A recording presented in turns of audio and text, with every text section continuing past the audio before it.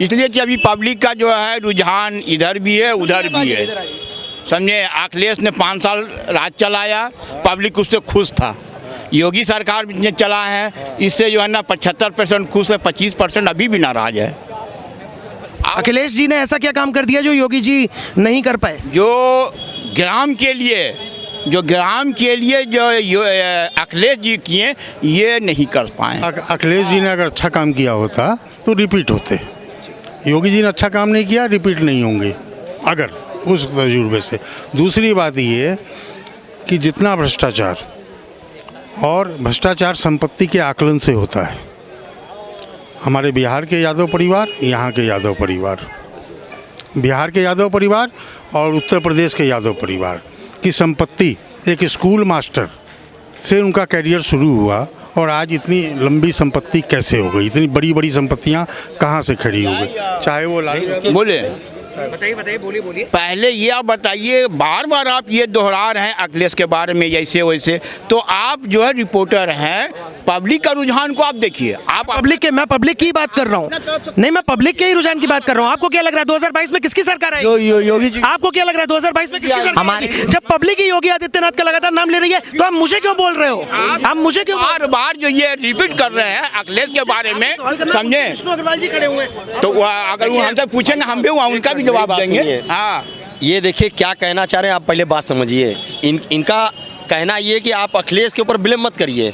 योगी सरकार वाकई निसंदेह बहुत ही अच्छा काम किया है, तो बोल रहे हैं। और मोदी सरकार ने भी अच्छा काम किया है, लेकिन बहुत से चीज़ों पे सरकार नियंत्रण नहीं कर पा रही है, जिसका विपक्ष के लोग दुष्प्रचार कर रहे हैं। जैसे गैस सिलेंडर, अब 5,000 से लेकर 15,000 रुपये महीना कमाने वाला आदमी अगर महीने में 2 बार अगर 1,000 रुपये का गैस भरवाता है तो उसका क्या होगा, आप पहले ये समझिए। मैं गैस सिलेंडर पे एक बात, गैस सिलेंडर बीच में नहीं बोलिए, बीच में नहीं, एंकर से बात कीजिए। अब मीडिया पे आरोप लगाना जो है ना बड़ा आसान होता है।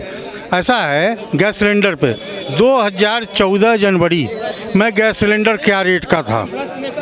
हाँ भाई साहब बता दें हमको। 2014 जनवरी की बात कर रहा हूँ। आज उससे भी 100 रुपया सस्ता है गैस सिलेंडर 2014 जनवरी से। कौन 14 जनवरी में गैस का क्या भाव था? 2014। अच्छा, हाँ, जनवरी में क्या भाव था, क्या रेट था? अभी क्या है? अभी कितना? अभी 950 है।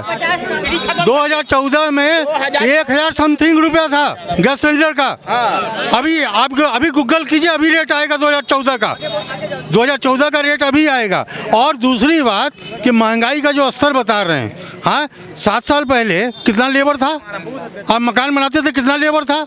7 साल पहले बढ़ई का कितना लेबर था? विष्णु अग्रवाल जी आपके पास आऊंगा। गरीब आदमी की तरफ से नहीं बोल रहे हैं आप, गरीबों की तरफ से नहीं बोल रहे हैं, जो एकदम नहीं। जबकि 2014 की बात है तो उस टाइम में जो है ना 500 रुपया 500 सिलेंडर की दाम थी, सब्सिडी दिया जाता था। आज सब्सिडी भी खत्म कर दिए और 1,000 रुपया जो कि हो गया हर एक चीज का। आप बोल रहे हैं कि जो है ना अनाज ज्यादा पैदा हुआ है, तेलहन दलहन दुगनी आज भी रिपोर्ट आ रहा है, लेकिन फिर तेल की जो है 1 साल में दुगना कैसे हो गया? सिर्फ गरीबों के बात को रखिए, सिर्फ पैसे वालों। तो इनके हिसाब से भारतीय जनता पार्टी गरीबों के लिए कुछ भी नहीं कर रही है। देखिए क्या कर रही है योगी? देखिए समझ लीजिए, योगी के अलावा कोई नहीं आएगा। मेरी बात समझ लीजिए। आप भी ये कह रहे हैं कि योगी आदित्यनाथ आएंगे, लेकिन महंगाई पर उनको। यहाँ पे समाजवादी पार्टी के कार्यकर्ता भी कह रहे हैं कि योगी आदित्यनाथ आएंगे। अब ये भी कह रहे हैं योगी जी आएंगे। ऐसा है समझिए, भ्रमित,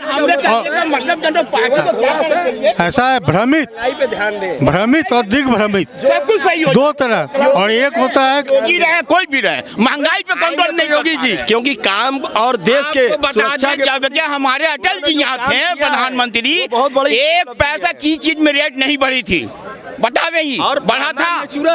बताइए, आपसे सवाल जो है कि मोदी ऐसा है, क्या बोल रहा भैया? फिर विष्णु अग्रवाल बोलिए। समझ ला। ऐसा है कि अब अटल जी पे पहुंच गए, ठीक है ना? 1 मिनट, अब अटल जी पे पहुंच गए। हाँ, हर समय काल में अलग अलग परिस्थितियां होती हैं, हर समय काल में अलग अलग परिस्थितियां होती हैं। और भ्रमित और दिग्भ्रमित माने हाँ भी और ना भी, और ये बीच का रास्ता अपनाना, ये ऐसा हो रहा है अभी। तो अब ये 2021 से सीधे 2004 अटल जी पे पहुंच गए। अरे एक मिनट चाचा, मैं बताना चाहूँगा कि जैसे दादाजी कह रहे हैं कि जो पुराने हमारे प्रधानमंत्री थे अटल जी, उनके समय में महंगाई बहुत कम थी, तब तनख्वाहें भी 150 रुपए थी सरकारी आदमी की, और आज के डेट में तनख्वाह 50,000 पा रहा है सरकारी आदमी, तो महंगाई बढ़ गई और पैसा नहीं बढ़ा, तनख्वाह नहीं बढ़ी कह रहे हैं। तो पैसा भी उसी हिसाब से बढ़ा रहे हैं, प्राइवेट गवर्नमेंट हर तरीके का पैसा ही बढ़ा रहे हैं, तनख्वाहें बढ़ रही है, केवल बस यही सबका बढ़ रहा है, सबका बढ़ रहा है, हर किसी का बढ़ रहा है। आप एक बात समझ लीजिए, हमारा केवल एक ही बात कहना है, मैं इनके भी बातों से सहमत हूँ, इनके बात, लेकिन आप जब छोटे क्लास के लोग को देखते हैं जो कि मंथली पे काम करते हैं प्राइवेट दुकानों पे, उनका ख़त्म हो चुका है, उनकी जीविका ख़त्म हो। यहाँ तो दुकानदार ऐसे कि आपको 10,000 रुपये महीने में रखे, लेकिन आपको 15 दिन बैठा देंगे। अब मजबूरी आपको कि उसी दुकान पे आपको घूम के जाना है। ऐसी क्या मजबूरी है जो उसी दुकान पे सब लेबर घूम? ऐसा कुछ नहीं, कोई मजबूरी नहीं है। 15 दिन आप हमारे यहाँ काम करिए, 15 दिन आपको फिक्स डेट बताते हो कि इतने डेट में नहीं रखेंगे, आप दूसरी जगह व्यवस्था करके रखिए अपनी। ऐसा कुछ नहीं है, 30 दिन काम करेगा आदमी तो परिवार चलता है, सब करता है। अब नकाराओं के लिए कुछ नहीं है, काम करने वालों के लिए सब कुछ है। ऐसा कुछ भी नहीं है, ठीक है ना। ब्रांच जैसा लोग बोल रहे हैं 15 दिन बैठा दिया जाता, 15 दिन काम दिया जाता है, ऐसा कुछ नहीं बनारस में, ठीक ना। सबको काम बराबर मिल रहा है यहाँ बनारस में, ठीक ना। ऐसा ड्रामा करें कि महंगाई और खपत और वेतन वृद्धि सब समान, जिस तरीके से महंगाई बढ़ी है तो उस हिसाब से वेतन भी बढ़ा है। आज लेबर 500 रुपये के नीचे नहीं है, खेतिहर मजदूर भी 450 रुपये आपको पा रहा है, खेतिहर मजदूर भी। और अगर महंगाई बढ़ी है तो कुछ कोरोना का भी सबसे बड़ा प्रभाव रहा, दूसरा तेल का भी प्रभाव रहा, और जहाँ तक गैस की भाई साहब बात करके गए हैं, 2014 जनवरी में आज के भाव से ज़्यादा रेट था गैस, लेकिन ये लोग क्या है, पीछे का देखेंगे नहीं, आगे का देखेंगे नहीं। अभी जो है बस जिद पे खाली उतरना, वो टिकैत जी वाला हाल है इन लोगों का भी। अच्छा, तो आपको क्या लग रहा है 2022 में किसकी हवा है, किसकी सरकार आने वाली है? ये हमको तो हंग असेंबली लग रही है, हंग असेंबली लग रही है मुझे।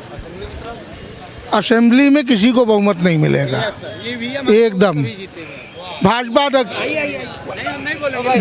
भाजपा पश्चिम से साफ, यहाँ कुछ मिल जाए तो। पश्चिम से साफ मतलब सीधे सीधे कि राकेश टिकैत का किसान आंदोलन का दबाव है और असर है इनका, ये कहना है। आपका नाम? हाँ, मैं मनोज शर्मा। मनोज शर्मा जी का कहना है कि टिकैत का काफी प्रभाव है। एक छोटा सा उदाहरण, त्रिपुरा उत्तर प्रदेश की बात हो गई है विष्णु अग्रवाल जी। अभी बता रहा हूँ एक छोटा सा उदाहरण देके कि अभी त्रिपुरा का लोकल म्यूनसिपैलिटी का चुनाव हुआ और उसके पहले वहाँ खूब दंगे भी किए गए, खूब एक अभियान भी चलाया गया और खूब तरह का वहाँ मार जुलूस, और बड़े बड़े बुद्धिजीवियों ने त्रिपुरा में हिंसा हो गई, मस्जिद तोड़ दिया का बलवा भी किया गया। लेकिन क्या हुआ, वहाँ 334 सीट में 329 सीट भाजपा जी। लेकिन ये लोग तो ये भी कह रहे हैं कि ईवीएम तक हैक हो जाता है।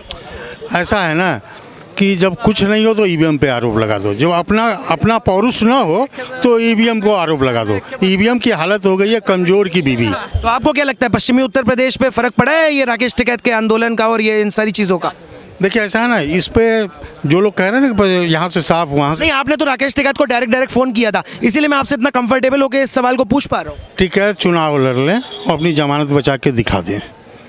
3 बार जमानत जब्त हो चुकी है। विष्णु अग्रवाल जी का कहना है टिकैत चुनाव लड़ ले और जमानत बचा के दिखा दे। भाजपा के जितने जाट नेता वहाँ से चुनाव लड़ ले, अपनी जमानत बचा के दिखा ले। उमेश मलिक जी भी चुनाव लड़ रहे हैं, उमेश मलिक जी पे अटैक हुआ है, और जब उन पे अटैक हुआ था उमेश मलिक जी पे, जो वहाँ पे एमएलए हैं सहारनपुर क्षेत्र में, उनका क्षेत्र है सहारनपुर जिला में, उन पे जब अटैक हुआ तो वहाँ की पब्लिक तक ये बोल रही है कि मतलब अब तो उमेश मलिक जी को ही वोट देना पड़ेगा वरना हम लोगों की जान कैसे बचेगी। नहीं, ये सब केवल एजेंडा बनाया गया है, जैसे त्रिपुरा में दंगे करा के वोट को पोलराइज। आपके हिसाब से दंगे बीजेपी ने कराए थे? एकदम 101%। क्या बोलना चाहेंगे विष्णु अग्रवाल? ऐसा, इसका एक छोटा सा उदाहरण हम दे देते हैं। अभी पश्चिम बंगाल चुनाव हम लोगों ने देखा, जितनी हिंसा, विपक्ष का कोई भी नेता जा रहा है, पथराव, बमबाजी।